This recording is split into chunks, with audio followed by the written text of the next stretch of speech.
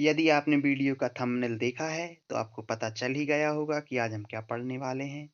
तो आज हम पढ़ेंगे रस की परिभाषा, रस क्या होता है या रस किसे कहते हैं। तो आइए स्टार्ट करते हैं रस। तो सबसे पहले हमें यह पता होना चाहिए कि रस किसे कहते हैं। तो इसके लिए हमें सबसे पहले पता होना चाहिए रस का शाब्दिक अर्थ क्या होता है। तो रस का शाब्दिक अर्थ होता है आनंद या मजे की प्राप्ति। अब देखते हैं रस की परिभाषा। किसी काव्य को पढ़ने, सुनने अथवा देखने में पाठक, श्रोता अथवा दर्शक को जिस आनंद की अनुभूति होती है, उसी को क्या कहते हैं? रस कहते हैं। अब देखिएगा, पढ़ने वाला क्या हो गया? पाठक। सुनने वाला क्या हो जाएगा? श्रोता। और जो देखेगा उसे क्या कहेंगे? दर्शक। अब बहुत अच्छे एग्जाम्पल समझते हैं। लाइक एज आप कोई स्टोरी पढ़ रहे हैं, कोई ग्रंथ पढ़ रहे हैं, उसमें जो आपको मजा आएगा पढ़ने में, वही तो रस है। जैसे कि सुनने की बात करें तो जैसे आप किसी के द्वारा जो भी कोई अच्छी स्टोरी सुना रहा हो, या लाइक एज आप म्यूजिक सुन रहे हैं, तो आपको उसमें जो भी मजा मिल रहा है, वही तो हिंदी की भाषा में रस है। देखने की बात करते हैं तो लाइक एज आजकल के जमाने में आप बहुत सारी मूवीज, सीरियल्स वगैरह देखते हैं, तो उन्हें देखने में आपको कुछ ना कुछ जो मजा आ रहा है ना, वही वही हिंदी ग्रामर की भाषा में उसी को हम क्या कहते हैं? रस कहते हैं। अब ये तो जो आप परिभाषा अभी आपने पढ़ी, किसी काव्य को पढ़ने, सुनने अथवा देखने में पाठक, श्रोता अथवा दर्शक को जिस आनंद की अनुभूति होती है, उसे रस कहते हैं।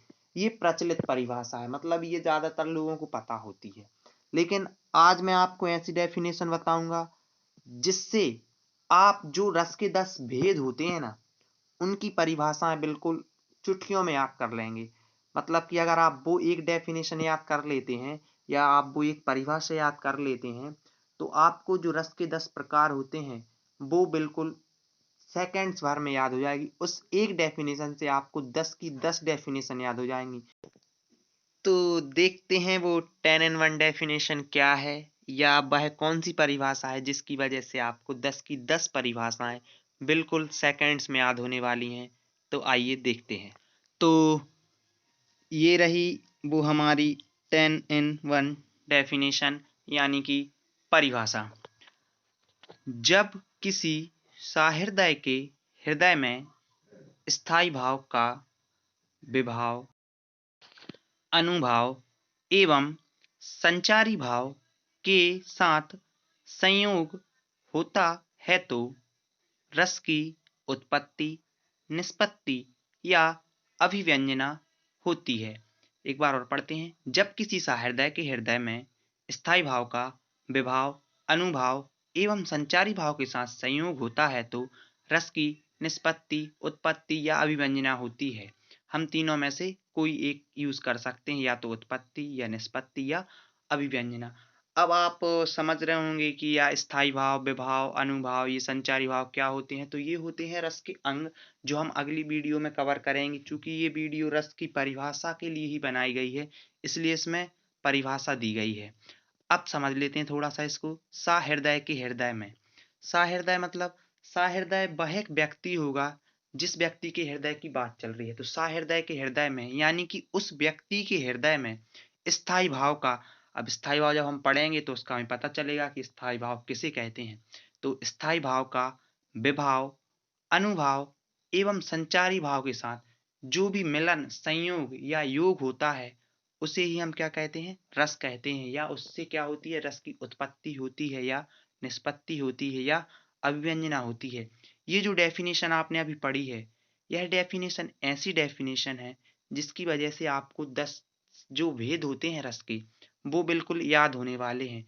यदि आप ये जानना चाहते हैं कि वो कैसे होंगे, तो आप हमारे साथ जुड़ सकते हैं। आगे आने वाली वीडियो में हम रस के अंग और रस के जो विभिन्न भेद होते हैं, उनको कवर करेंगे, और उनमें ये बताया जाएगा कि ये डेफिनेशन है, इससे रस के 10 भेदों की डेफिनेशन को हम कैसे याद कर सकते हैं। उम्मीद करता हूँ आपको रस की परिभाषा बहुत अच्छे से समझ में आई होगी। और जो ये परिभाषा 10 in 1 डेफिनेशन है, शायद आपने आज तक ना पढ़ी हो, या पढ़ी हो तो बहुत अच्छी बात है। तो आप इसी को याद रखें यही परिभाषा ज़्यादातर चलती है। इस पर आपको फुल एंड मार्क्स मिलेंगे, आप कहीं पर भी इसका यूज़ करें तो अगर वीडियो आपको अच्छी लगी हो तो आप लाइक, शेयर एंड सब्सक्राइब कर सकते हैं और कुछ अच्छा पढ़ने के लिए आप हमारे साथ जुड़ भी सकते हैं। यदि आप इसकी पीडीएफ चाहते हैं तो डिस्क्रिप्शन में लिंक दी गई है पीडीएफ करके, आप उस पर क्लिक करके इसकी पीडीएफ भी डाउनलोड कर सकते हैं या चाहें तो आप नोट्स भी बना सकते हैं। Thank you, have a nice day.